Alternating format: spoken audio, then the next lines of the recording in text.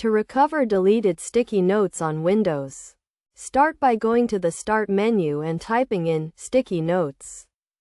For demonstration purposes, let's delete a note. Type in a test note. Click on the three dots and select Delete. To recover the note, go to your settings and ensure you're logged into your account using your email. Open a web browser and navigate to the email website. Then log into your account if you're not already logged in. From there, go to the Deleted Items section, where you should see the note you deleted earlier. Select the note by checking the box.